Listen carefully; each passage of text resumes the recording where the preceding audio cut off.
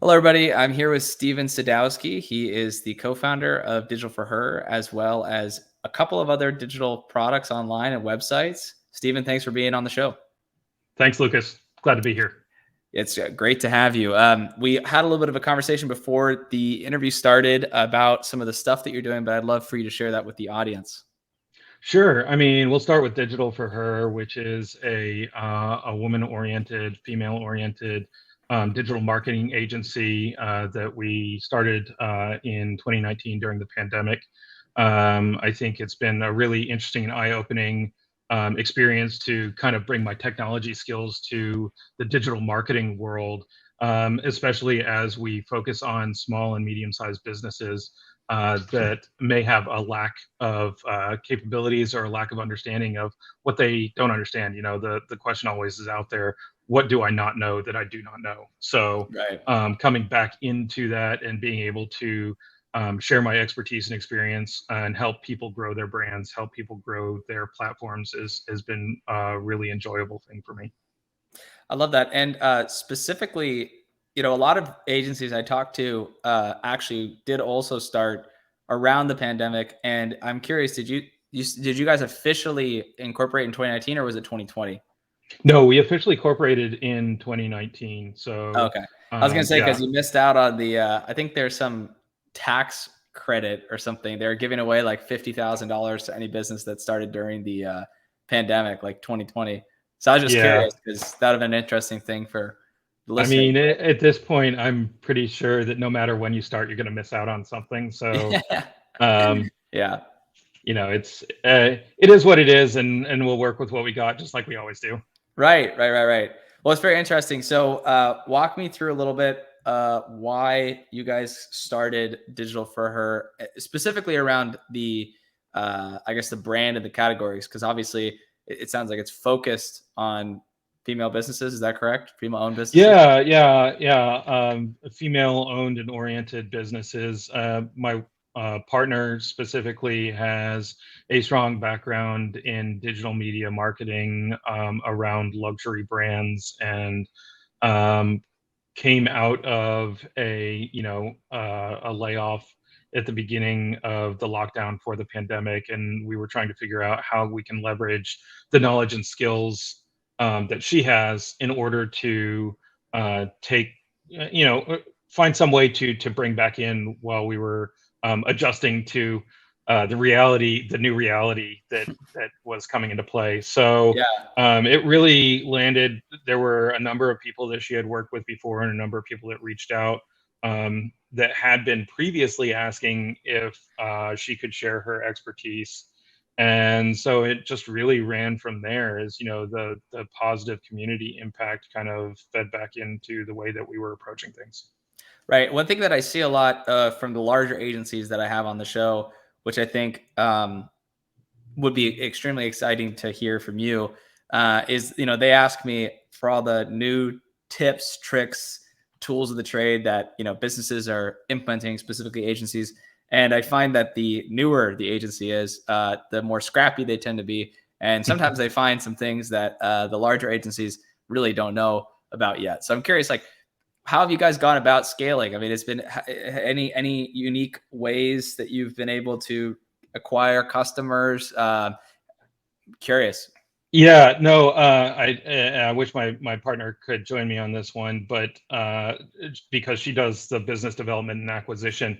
Right. On my side of the fence, really the technology side, I was able to bring a lot of my skills to bear there. So our technology run rate, where you might have even an investment in like a Squarespace or something like that, which runs you, $20-$30 a month, maybe more depending on if you have additional pieces to what you're doing, if you have customer acquisition databases, that kind of thing, marketing and outbound delivery type of situations. I've been able to take all of my experience and keep our technology run rate very, very low Right. because I'm able to manage that in house. Right. So as opposed to where we were looking at early on at how do we get everything out there, we took some of the other things that we had worked on together previously and created our own kind of technology bundle, our run rate for our technology even today is somewhere around $30 a month max. Mm, So, and that, that is partially because I'm not including the overhead cost of my time. But, right. if we look at the real cost of just what our outbound spend is on that, there's always a way to get that down, trim that down, and understand what you're paying for, which you kind of is all blanketed together when you're going with a platform as a service like a Squarespace, or even a WordPress.com, or something else that you're using to host, and then add on all of these additional services. All of that adds up really quickly, and may not really have the ROI that you're looking for. Right, right, right, right. That's super interesting. And just because I think you broke up there a little bit on my side, which Sure. channel was it that you said was doing the best from outbound? Oh, no, we let's see, what are we using right now? I think we are, um, gosh, we just changed this recently. But she's doing a lot of outbound email marketing, as well as a lot of social media marketing. And I Right. think both of those have a pretty good return rate. But I'm not fully in tune with the customer Yeah. acquisition portion. So, Right. Right. Right. um, But you hear her talk about, the kind of clients she's obviously talking to and things like that. I'm sure. curious, who would you say, what kind of brands or businesses would you say most of your clients are? Like, is it a particular category? Tends to be Yeah, I your, mean, we actually started with jewelry, which mhm, was on inbound acquisition for us. Somebody had reached out directly, and it kind of grew from there. right, So we had some of that. We turned over a few of those, mostly because when you're dealing with very small businesses, the under 10 person mom and pops, really, right, the appetite for spend is has to be balanced with the actual revenue and cash flow that they have available. right, So one of the things that I like to do is make sure that they're well educated on what they're actually paying for on the technology side. And I think that my partner's goal is to make sure that they understand how that they can get a better return out of their marketing channels that they're using internally, and right. how those work together. Yeah, so let's talk about that. Let's talk about the technology side of things. Sure. So, what kind of brands do you typically work with in your other business where you consult on AWS, et cetera? Sure. That one actually runs across the board. We have a large number of clients. We're big in the Chicago market. We're an advanced tier AWS technology and consulting partner, which means that we get a lot of exposure to new and exciting things that are happening in the Midwest. Some of our brands are specifically logistics. So we have a growing inroad into kind of the logistics vertical. We also have a pretty big footprint in fintech. Right, So as you start, and Chicago is pretty big for that as well. And then we have some ancillary stuff that's just out there, right? All right, of the Chicago market has startups at all times, and if you're not familiar with, we're located directly across from the Merchandise Mart, which houses 1871, one of the premier incubators here. mm, So we have pretty good inroads into that as well. Those are our two biggest verticals, I'd say. We also have a lot of legacy, as alternate legacy clients that are looking to go from traditional on-premises data center type environments into right, AWS, to for the common reasons, right? Cost yeah. reduction, speed of iteration, being able to rapidly respond to disaster recovery situations. Very interesting. And I think one thing that I want to hone in on a little bit for our listeners is uh, you're probably somebody who sees a lot of different trends, technological trends and things like Sure. that. Now you're working within an agency, you co-founded an agency. Um, Yep. whether you have this aspiration or not, uh, have you seen any sort of ideas for software that you think could be opportunities for agencies to maybe build themselves? Like, is there any particular challenges that you've been sort of working through with your own agency, and maybe you thought, wow, this would be a great software product, um, or anything along those lines. If not, uh, do you see any kind of general trends with technology, how everything's moving, that maybe could be good areas for an agency owner to build products within? Yeah, I mean, I think that there's right now, especially kind of the Lego effect. There are a lot of little building blocks out there, Mhm. and it's fairly easy for a decently versed development team to go and pick and choose what the right ones look like for any particular client. So Right. going through and say feeding your CRM data into a Salesforce, but then pulling it back out and feeding it directly into maybe an analytics engine that goes ahead and takes information from Crunchbase or something else and mashes it all together, feeds it through an ML model, and then comes up with potential and desirable targets based on some criteria that you're setting. Could be really interesting as far as finding, what are my new target clients doing? That's Right. something that the CRM platform itself is only geared towards collecting the leads, collecting the data, not really massaging it and figuring out what it looks like or what your Yeah. high potential is.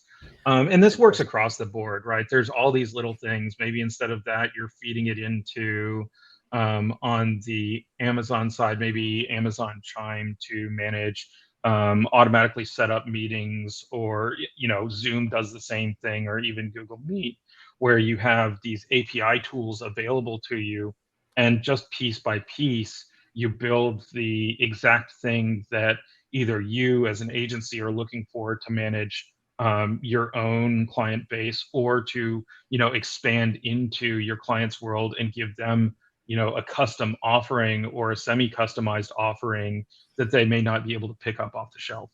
Right. That is very interesting. I think one thing that would be very helpful to talk about too, in regards to software and agency software, is how, picking up from our previous conversation about AWS and scalability and infrastructure. Mhm. Um, we talked about Bubble, which is something that I use, Right.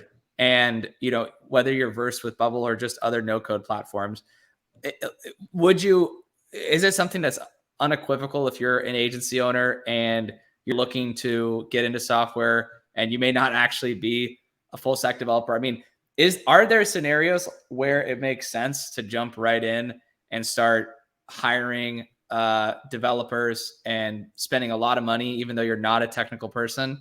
Or should every founder who maybe, let's say, is under like $1 million a year in revenue, who may not have like hundreds of $1,000s in cash sitting around or hasn't raised money, is it better for Right. most of those founders to start with something like Bubble? Like, is there any scenarios where that doesn't make sense? I mean, I think well, yeah, if you already have like a signed SOW where you have an engaged client and they have a specific ask for, a software build, the Right. chances are that you're going to be able to do a better job with bringing in a dev or a development team, whether that's local or a nearshore or an offshore team that you've worked with in the past, to build a very specific and well detailed project out. You may be able to return that cost very quickly, Right. especially if they're working from a known good state, like they already have basically a template in place for doing something like what you want. You Right. could get things out there where you're looking at, spending sub $10,000, and you have $100,000 SOW signed. Well, as long as you know what you're getting and you understand the work pattern, that may be a lot better than, say, spending several weeks going through and learning a no code platform, and then trying to build out exactly what you want to build, and then trying to work through what the changes are. I think the Right. issue there is more the learning curve than whether or not it's a great idea. Now, if you already know Yeah. that platform, if you already have a good understanding of how to get what you want out of it, and you and or your design team already have a path to go forward, a good working relationship and cadence with your client, maybe that's not such a big deal. Right. But it does have the caveat of you're stuck within whatever structure that the no code platform that you're working with provides. So when you start talking about customizations or like little tiny tweaks or Yeah. adding additional things in, well, then you start still having you start down the path of having to pay for custom development anyway. Right. So Right. understanding what the ask from the client is before you make the decision will really determine whether or not what you want to do.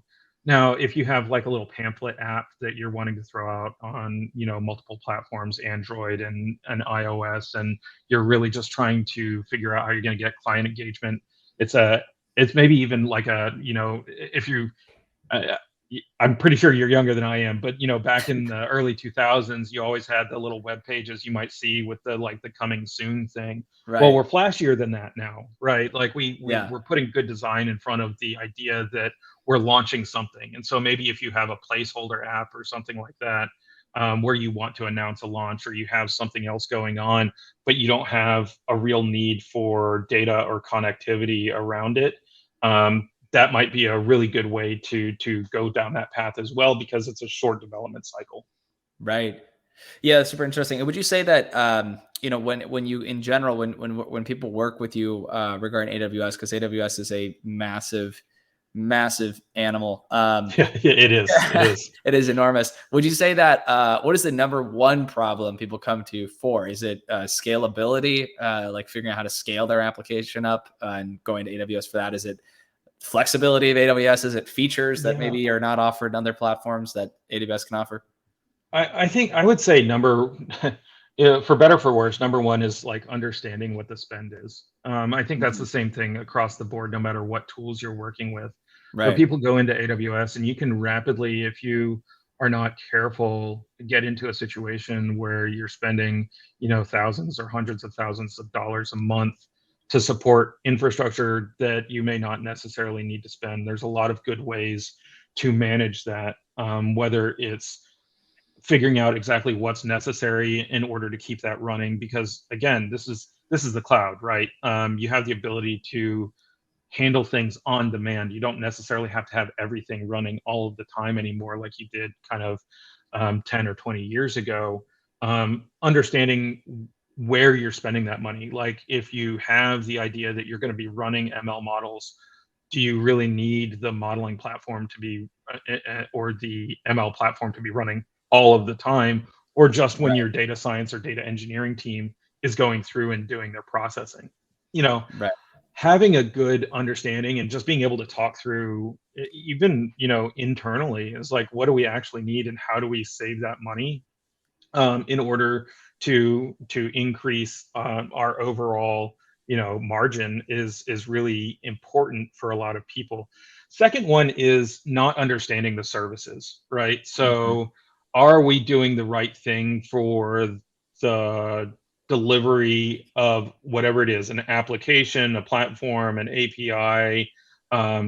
What we need remote desktops for our team because now suddenly it's 2019 and nobody can be face to face anymore, right? All of these Right. questions come into play. And so making sure that the services that are in use match the requirements of the company are probably the second biggest thing. Hmm. That's very interesting. And I guess last question before we go into our lightning round here at the end is what would you, I guess, when does it become a problem for agency owners looking to scale their applications to come to you? Like how much should they, how much do you think they are probably going to be needing to use AWS for it to even make sense, like to where this is a problem? Or is it usually large enterprises or is it kind I of mean, smaller we businesses? do all sorts of shorter engagements to help do that thing, and we do what in a lot of cases are called well architected reviews, which is really a very short sub 40-hour engagement where we work with a client to go through a set of criteria that's been established by AWS to make sure that the workloads that are running inside of their cloud are being properly utilized. And so they have 5 pillars, but we normally focus on security and operations these days. Mm, And then cost analysis is another option there, but security is a big one, and I haven't really mentioned it much up to this point, but nobody wants to be in a situation where their data gets leaked, whether it's their own internal corporate data or whether it's like client records, that kind of thing. So understanding like how you go through and whether or not as a possibly non-technology oriented agency coming in saying, well, we store all this data in S3 buckets, which is just a Yeah. big object store. But people tend to know that name because as you look over the data breaches in the past few years, S3 buckets with open data have been a huge source for people to come in and steal that information. Even Right. though, the question is always, is it stealing if you didn't bother to lock it down in the first place? Yeah. Um, and so, focusing on those things early on can help set the tone for a growth strategy that incorporates the right mindset to be Right. successful in AWS. Well, I love this. Thank you so much for coming on the show. And I definitely know that people listening who are looking to start an application or are scaling their application and are thinking of using AWS or already on it and they own an agency, definitely hit you up. I'll have them reach out. Sure. Sounds like this is something that is very useful. And just to kind of go into our lightning round here at the end, we just ask a Sure. couple of questions to kind of like give some context for listeners. Great. First question would be how old are you? I am, if I recall correctly, 42. 42. And agency age is less than a year, right? It's been a year and a half. Yeah, about 18, well, 15 months ish. Okay, Yeah. got it. Any book recommendations, business book recommendations? Um, I am a huge fan of Chris Voss's Never Split the Difference, Mm, which I hear is that one all the time. yeah. That's a good one. That's a good It's one. great since it came out, and a lot of them are derived from the recommendations he makes in there. So, Right, starting with no and um, let's see, getting to a yes are always like right. different takes on the same thing, but understanding how to work well with others, especially coming from an agency or any kind of like delivery type of thing, making sure that your clients are happy and educated about both what you can do for them and when you get to an impasse, making sure that that's resolved in a way that is beneficial for everyone. Hmm. I love that. I love that. And what is your goal with the agency? Like the end goal is it to sell the agency at some point, or to just harvest it for life and just have it be your piggy I bank mean, for? I would love to end up doing it full time. I love the technology aspect of things. But I don't think we've made any real decision about long-term goals. It really did start out as a um, a way to use contacts out of necessity to to bring some income in, and it's just grown from there. I love that. And then how would you? I mean, just this might not be. This might just have to tap in more to your, kind of broader understanding of the markets because you said you aren't looking to necessarily sell or think about the long term goals, but just out of curiosity, I ask everyone this: like, how how would you value a digital marketing agency like at your size? I mean, at your size, I mean, maybe wouldn't be We're opportunity to sell right now, but like if somebody, let's say you guys get 3 to 4 times bigger, would you value that agency? Like, let's say you guys are doing $40,000 a month, um, Sure, 15% net profit, 30% gross margins. sure. You guys are still running the agency, you wanted to offload your client base. Like, how would you value that? Would you value it? How much would somebody have to pay you at $500,000 a year to sell your agency completely? I guess. Well, that's That's math that I wasn't planning on doing this evening. yeah, Um, I mean, I think the ultimate value is like what is the engagement? What is the long term engagement of your client base looks like? If my revenue is $40,000 a month, and that is based on really just turning over clients, short-term engagements, I don't know that that has as high of a value as, saying that we're working with 10 or 20 different smaller, SMB size clients. But we also have, 3-year deals signed with them to, mhm, be, their, at this size, it's never going to be an agency of record, but to be their go-to for, certain types of marketing deals. If you can show that that revenue is going to be a consistent return, that's definitely going to have a higher value on the sales side. At least if I were coming back to evaluate my own, yeah. my own value for selling the company. Um, so it really depends. Is I guess the answer for nearly everything in this world, but So if you the guys are doing 500,000, would you take a $500,000 check? to exit? I don't think I would. Like if I think that we're doing like 500,000, I would probably say based on our 3-year expected revenue return that Yeah. we cash out at like 1.5. If I Okay. could show that that was a valid, expected revenue stream for that period of time.